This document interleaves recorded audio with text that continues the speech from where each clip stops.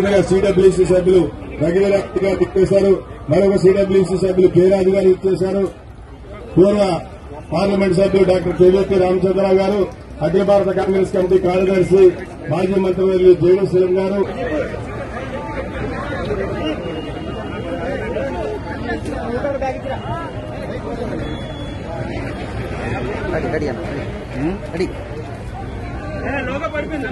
రాహుల్ గాంధీ గారి భారత్ జోడో న్యాయ యాత్ర ఉద్దేశము మన భారతదేశంలో మన హక్కుల కోసం కొట్లాడాల్సిన అవసరం వచ్చింది కాబట్టి భారత పౌరుల హక్కులు కూడా వాళ్ళకి అందటం లేదు కాబట్టి భారతదేశ పౌరుల హక్కుల కోసం కొట్లాడే దిశగా రాహుల్ గాంధీ గారు భారత్ జోడో న్యాయయాత్ర మొదలుపెట్టారు.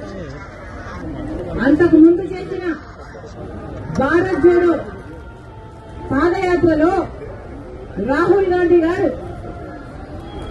4,000 కిలోమీటర్లు పైగా పాదయాత్ర చేస్తే అడుగడుగున ఎక్కడ వీలైతే అక్కడ కాంగ్రెస్ పార్టీకి వ్యతిరేకంగా ఉన్న ప్రభుత్వాలు అయితేనేమి, బీజేపీ అయితేనేమి దాడులు చేశారు.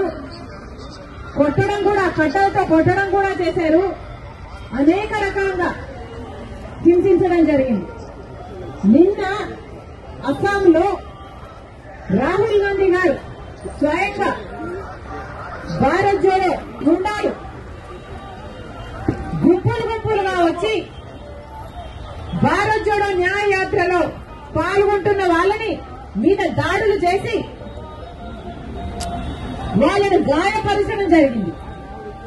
ఎందుకు ఇలా చేస్తున్నారు అని రాహుల్ గాంధీ గారే స్వయంగా దిగి వాళ్ళని ఎదిరిస్తే రాహుల్ గాంధీ గారికి కూడా ప్రమాదం తలపెట్టే ప్రయత్నం చేసి ఆఖరికి పెద్ద గొడవై నిన్న అస్సాంలో ఈ విషయం జరిగితే